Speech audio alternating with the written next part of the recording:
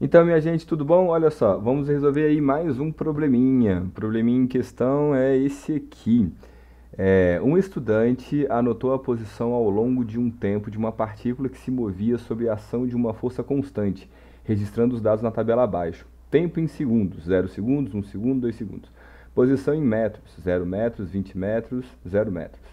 Então, quando essa partícula fica sobre 0 segundos sob a ação da força constante, ele não sai do lugar, está na posição 0. Após 1 segundo sobre a ação dessa força constante, ele está a 20 metros da posição inicial, imagino. Após 2 segundos, a posição dele é 0 metros, então ele voltou para a posição inicial. Podemos dizer que a posição do móvel em 1,5 segundos, ou seja, após 1,5 segundo, foi de 10 metros, 15 metros, 17 metros, 0,75 metros e 0,5 metros. Antes da gente falar sobre com a resolução do problema, vamos a algumas considerações curiosas. Olha só, se eu fizesse um gráfico do espaço S em função do tempo T, eu poderia marcar esse ponto aqui, ó, tempo 0, posição 0, como sendo aqui, essa bolinha. Esse ponto aqui, ó, após 1 segundo, estaria na posição 20 metros, aqui. E após 2 segundos, eu estaria na posição 0 de novo. Então, eu poderia dizer, professor, mando muito de geometria analítica, então, que ó, já que ele passou por esses dois pontos, a gente tem um gráfico assim. Então, professor, aqui ó, 1 minuto e meio, ó, pá, 1 minuto e meio aqui, ó, se ele andou, né, queda livre aqui, ó, pá, pum, ó, acertei, professor. Então, 10 metros, ó, 1 segundo e meio é a metade entre 1 e 2, então ele vai usar a metade da distância, 10, fechou, letra A, uhul, acertei. Só que não, caro gafanhoto, isso está errado, essa resposta está errada. A professora fez tanto sentido, eu entendi o errado, estava tão bom, entendi errado. Vamos ver por que isso está errado, né? Então, olha só, em algum momento na aula de física você deve ter visto isso aqui. Variação do espaço, eita, aí ficou horrível, né?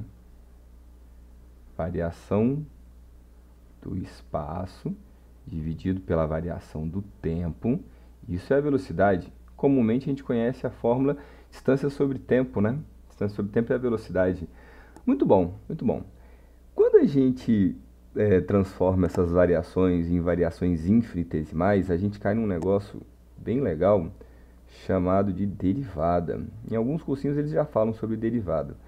Mas assim, o que eu quero dizer é que a variação infinitesimal do espaço dividido pela variação infinitesimal do tempo, isso dá uma coisa que a gente chama de velocidade instantânea, velocidade naquele preciso momento, e não diferente do que esse aqui, ó. Enquanto esse aqui é a velocidade instantânea, esse aqui seria uma média da velocidade, tudo bem? E em alguns lugares, se você pegar a variação da velocidade e dividir pela variação do tempo, então o carro foi de 0 a 100 em 2 segundos, a gente diz que ele tem uma alta aceleração. Então, olha só, se eu pegar a variação da velocidade instantânea e dividir pela variação do tempo, eu teria a minha aceleração. Então, se eu colocar aqui, ó, distância sobre o tempo, que era a velocidade, se eu derivar de novo, o que eu estou dizendo é isso aqui. A variação do espaço sobre o tempo, a variação do espaço sobre o tempo era a velocidade. Se eu derivo de novo, eu encontro a aceleração. Tá, mas o que isso tem a ver com o problema? Tem a ver com o problema porque ele falou o seguinte, ó.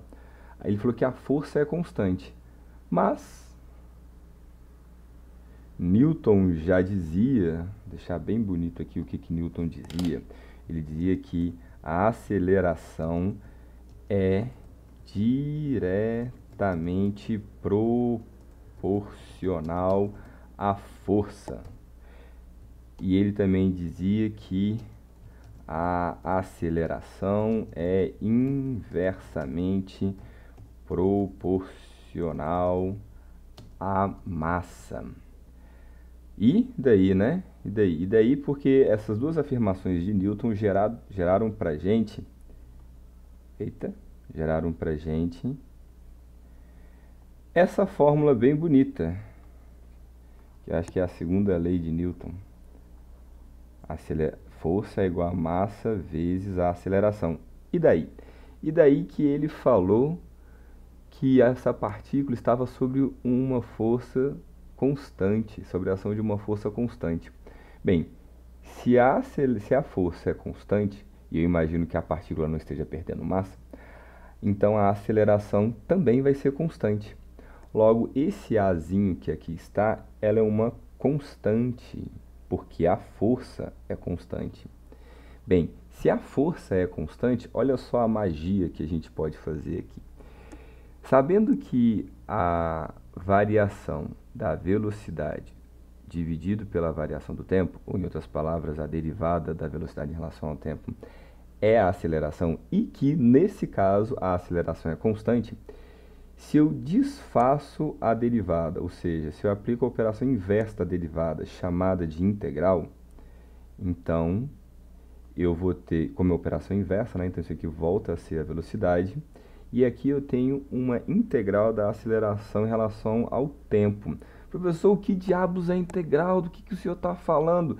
Eu só quero dizer que quando eu integro uma constante, eu vou ter que a velocidade ela vai ser uma função linear do tempo, onde essa aceleração ela é um coeficiente dessa forma. Então, a velocidade em função do tempo ela é uma função de primeiro grau.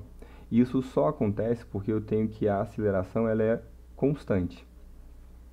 Agora, se eu continuo a fazer a brincadeira, olha só que bacana.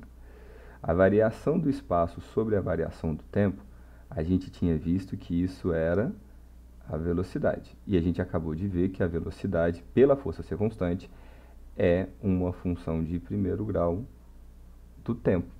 Então, se eu integro aqui de novo em relação ao tempo,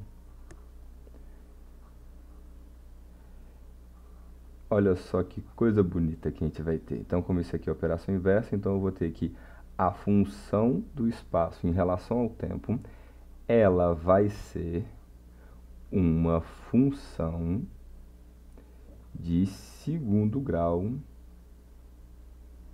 em relação ao tempo. Então, olha só, esse Bzinho que eu coloquei bem aqui, ó, esse Bzinho que eu coloquei aqui, isso é uma constante, eu não sei quanto é que é. Isso aqui, ele falou que também é uma constante, eu não sei quanto é que é. Isso aqui também é uma constante, eu não sei quanto é que é. Então, todos esses valores que estão pintados de amarelo são constantes. E quanto é que é? Eu não sei quanto é que é. Mas essa parte todinha aqui, ó, isso aqui para mim é a parte mais legal do problema. Porque com isso a gente verifica que a função que relaciona espaço e tempo é uma função de segundo grau.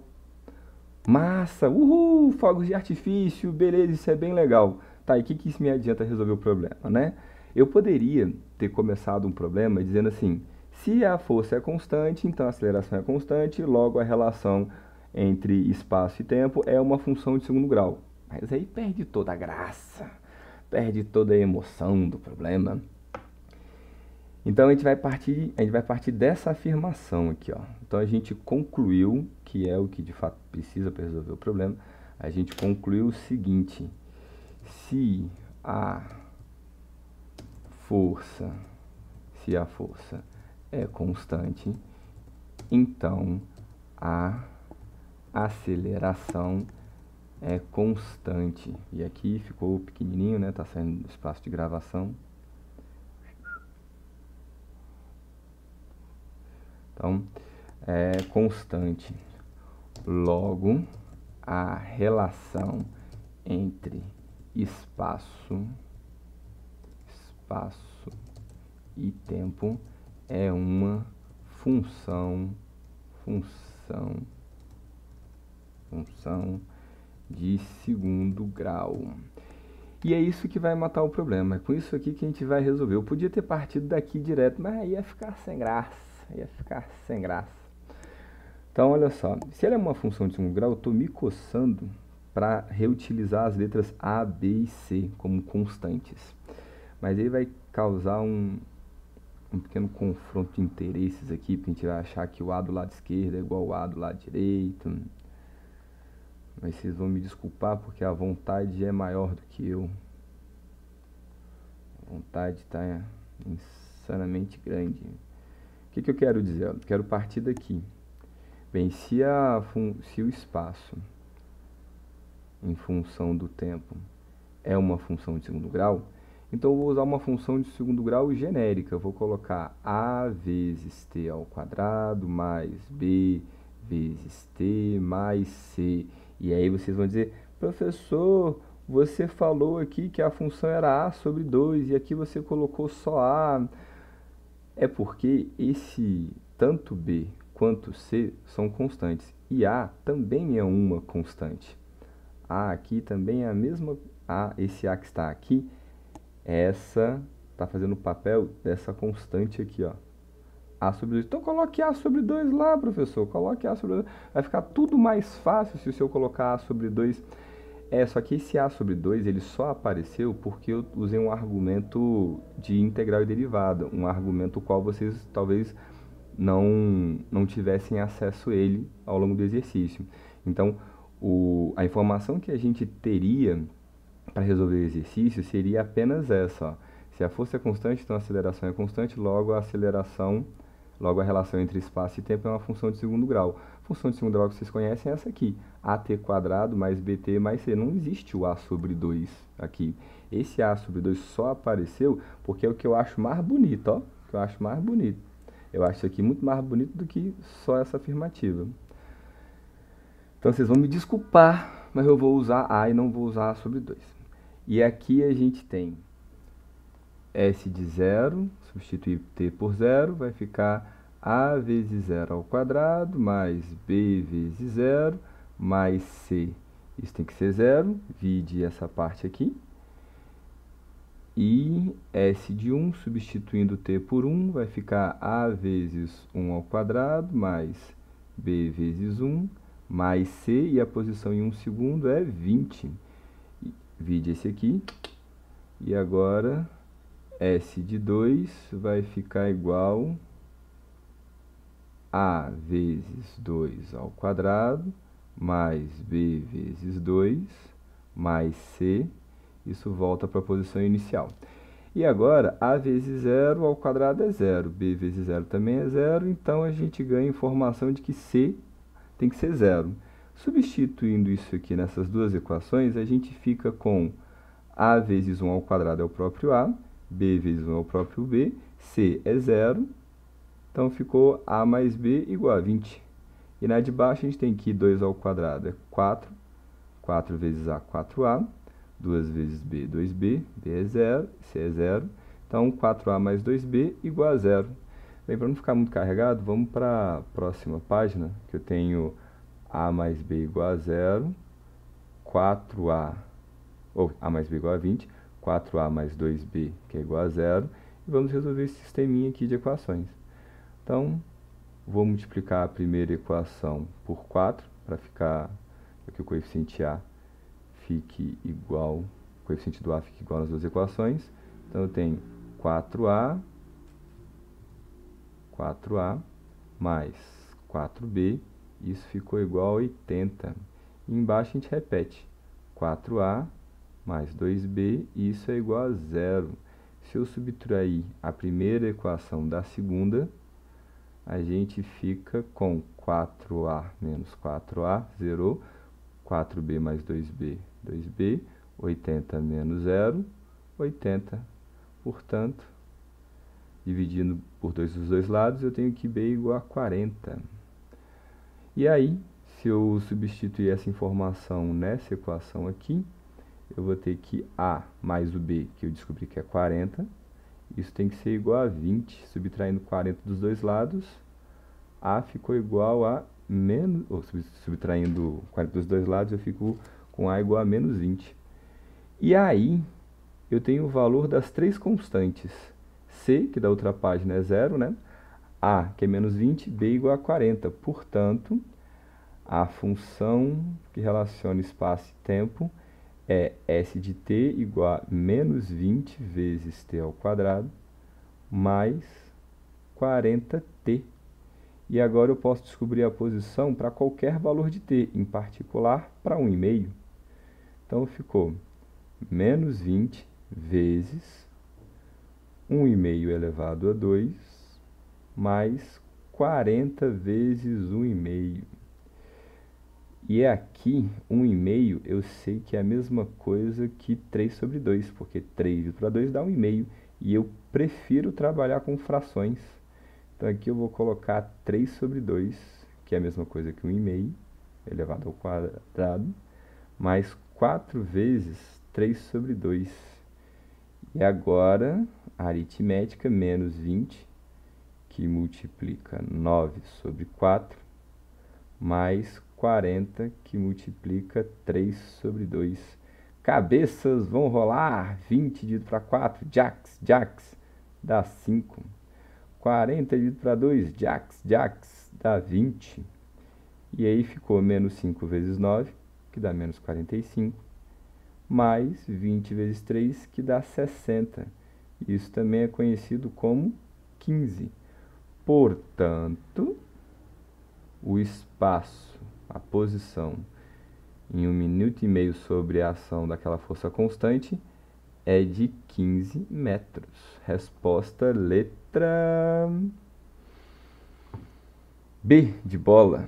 Letra B de bola é a nossa resposta. B de bola é a nossa resposta. B de bola. Então, fechou, valeu galera, obrigado pela atenção, fui!